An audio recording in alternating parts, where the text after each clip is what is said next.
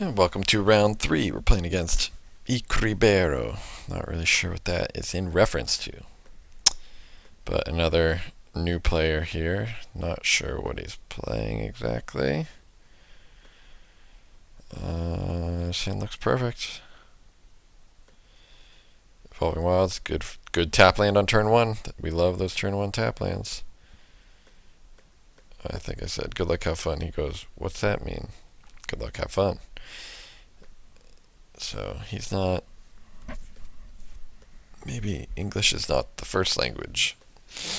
Maybe it's Italian or Spanish or something cool. But okay, blue-red control with anticipate. This is kind of good. I think I'm positioned to play a decent game against them game 1. Magmasphere, my guy, is actually kind of annoying. Negate is a powerful card against them, like Treasure Cruise and Flare of Horns and Rise of Eagles, but because I have my own Treasure Cruise, I just wanted to get this negate out of my hand, and I do want to draw a card when this card dies. So I go and negate it. It gets in a little extra point of damage too.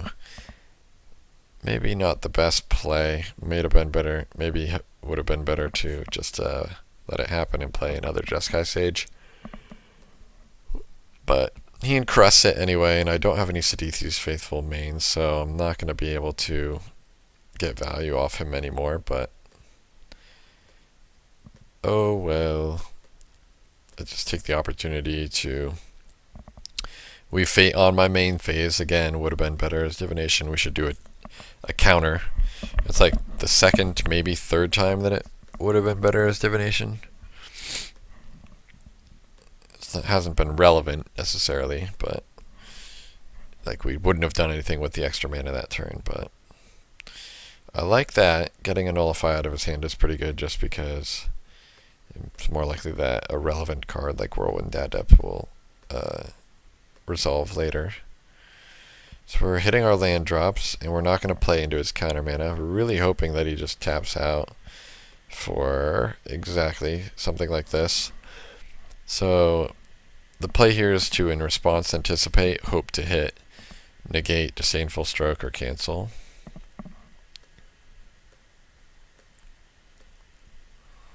And we hit cancel. It's perfect. So now we get to do that and resolve our own. We have 7 mana, so we get to resolve Treasure Cruise first. And then we get to resolve Rise of Eagles, so that was a huge anticipate hit.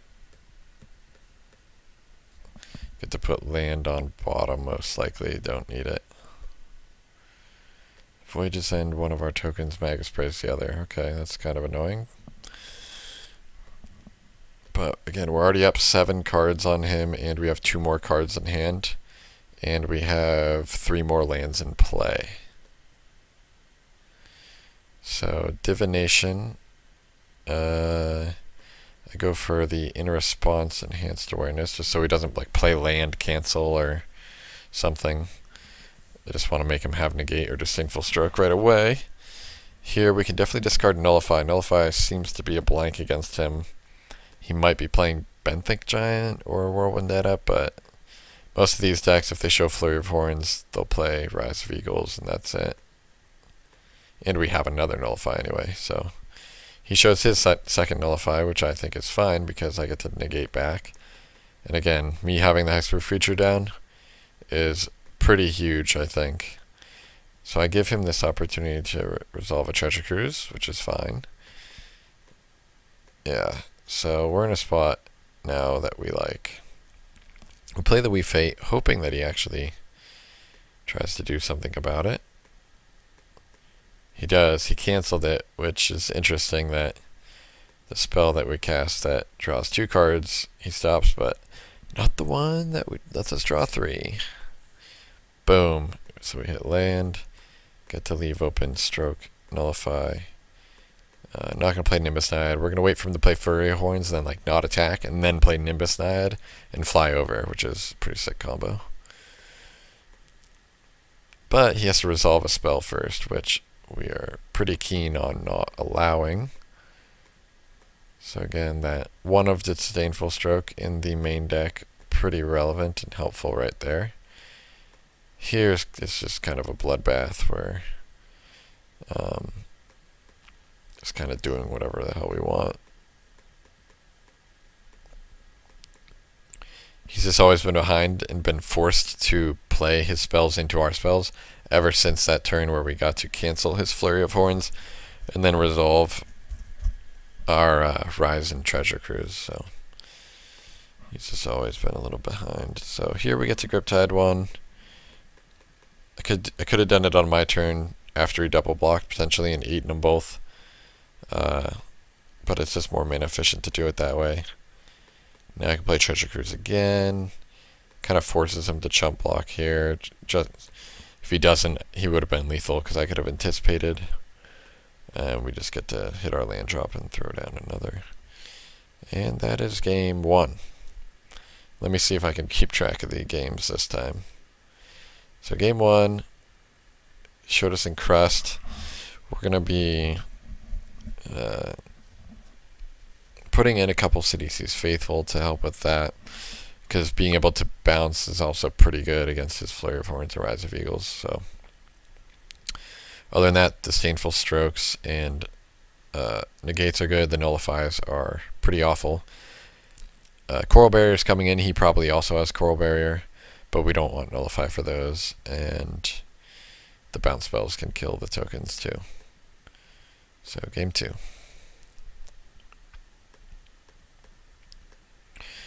This hand looks pretty good. 3 land, Coral Barrier, 2 drop. Pretty sick. So I usually like to actually hold my spells in a very particular way. Usually I'll do convert a mana cost left to right, creatures and spells. Sometimes if I know the exact sequence of my plays, I'll do it. Like I'll go like this. Like I know my next play is Island Anticipate. I know my next play after that is Island Coral Barrier, so I'll do something like that. But I like to just have a plan. Interesting. So instead, I think having 4 untapped mana to Weave Fate is more important than anticipating. I also don't know exactly what I need right now. I also don't play Coral Barrier into his open mana. So now I end of turn Anticipate. He cancels that. It's just not a good play. So he gives me the window to basically resolve a Coral Barrier, which I think is solid. I give him the window to resolve a 5-drop, but he doesn't have it.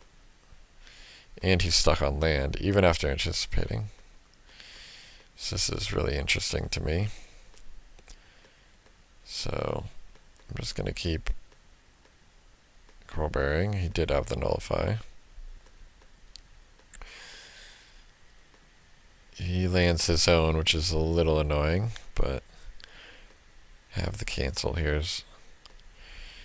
Again, while I can resolve it, I think I want to put Nimbus Knight on this thing. It already has evasion, but giving it +2/+2 is pretty sick, and it gets it out of Magma Spray range, which he probably took out.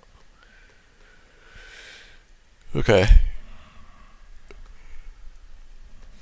So my guy getting Voyages is pretty annoying, but my guy still has evasion that he can't deal with, which I like.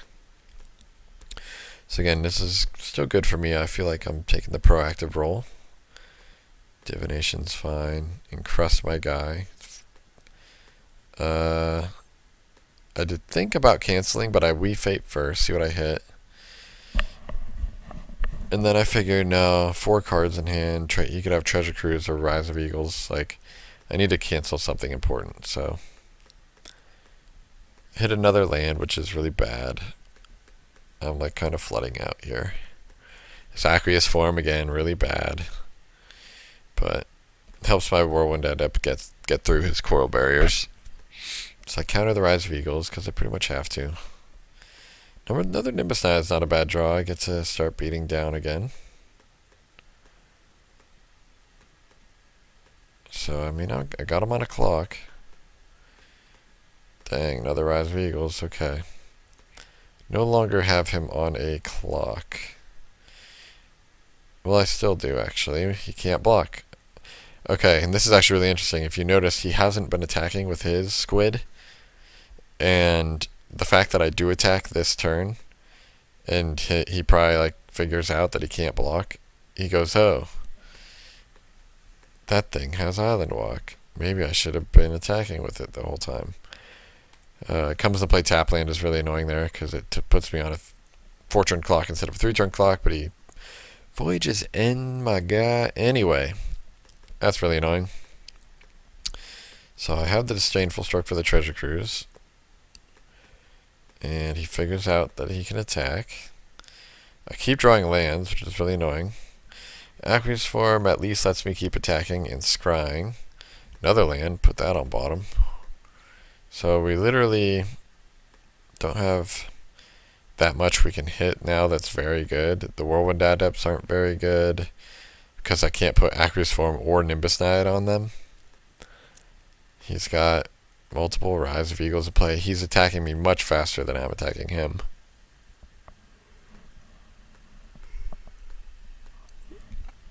You know,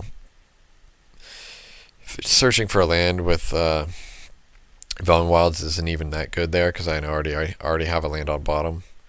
Whirlwind Adepts, again, too slow, doesn't do anything in this spot. You can just jump it.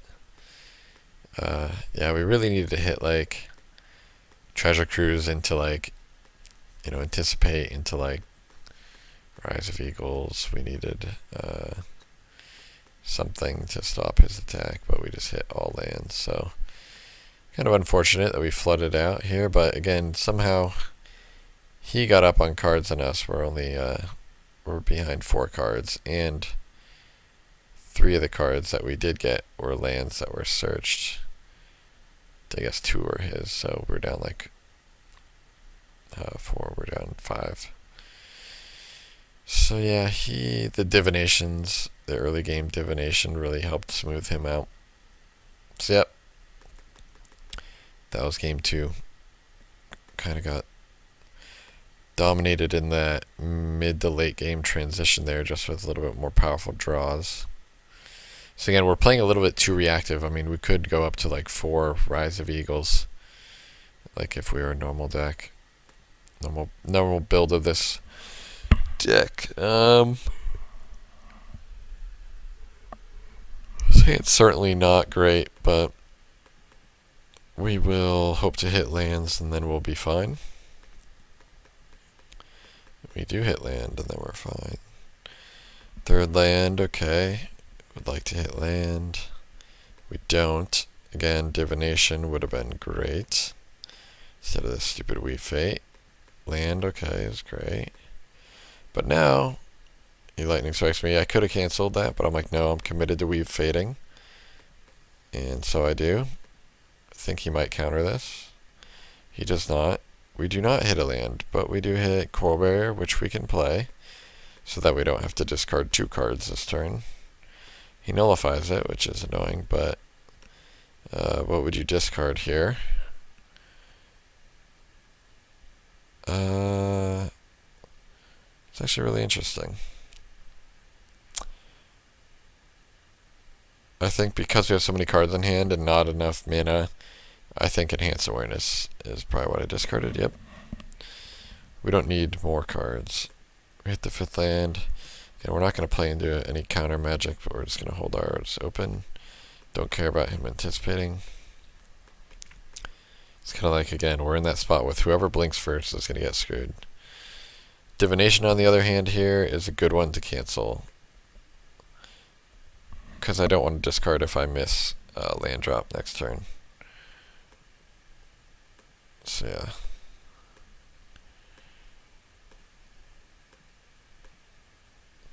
So that's all it really took, though. He by countering divination, it just didn't let him potentially hit a land that he needed, which allowed me to land my Hexproof creature. Divinations again. It's 2 mana open for the Nullify, which I'm pretty sure he has. But I'd rather him counter just one of my 4-2s than my Nimbus Naiad. The Nimbus Naiad is going to end the game. Potentially. If he plays Flurry. No, he plays Rise. So here, I could Aqueous Form to guarantee getting damage, but he can actually race me back pretty nicely, so I want to give him the opportunity to chump block, which he might do. And he does. So that actually favors me, because he can't do anything about my creature at all. And it's just going to be huge, and I can make it unblockable at any point. He plays another Rise, like that's fine. Like he thinks, okay. Like that attack is super greedy. So here I can kind of run the same play if I wanted to. But I figure getting in for actual 7 is pretty key, because he could just chump it again, hit me for 4, and then he's way ahead on the race. So I figure this turn I really should just Treasure Cruise, get him for 8, see what all my options are. Yeah, Voyage's End, one of his guys, and really like, you know, keep Treasure Cruise on top, which is interesting. I maybe should not have kept it on top. Here I'm priced into negating, so that I stay ahead on the race. He does bash me for a bunch. So again, he's slightly ahead here. Ooh, even Treasure Cruising right now. And another tap. Geez, so this is a really interesting spot here. He's dead in 2 turns. No matter what I do, I can't play 4 spells. I don't have Nimbus Naiad. I could play We Fate into land with 4 mana or Voyage's End. Yeah. I can't like go We Fate Treasure Cruise. Again, We Fate, if it was just Divination, would just have been so much better. Just enables these Treasure Cruise turns. So, getting punished. But ultimately, I don't want to die to Lightning Strikes, so I think playing Rise of Eagles, block, or at least forcing him to have some stuff, like Voyage's End, Lightning Strike. Like, I'm dead to 2 Voyage's End and a Lightning Strike, so I get to put a Radiant Fountain on top. So he's got 1 Voyage's End, but that's it. So yeah. Let's see. I think that was game 3. Yeah, because I lost game 2. It's just hard to keep track of these things, okay?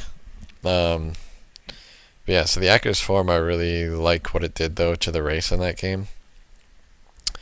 And I would have liked these to be Divinations, and I think it would have been a lot better.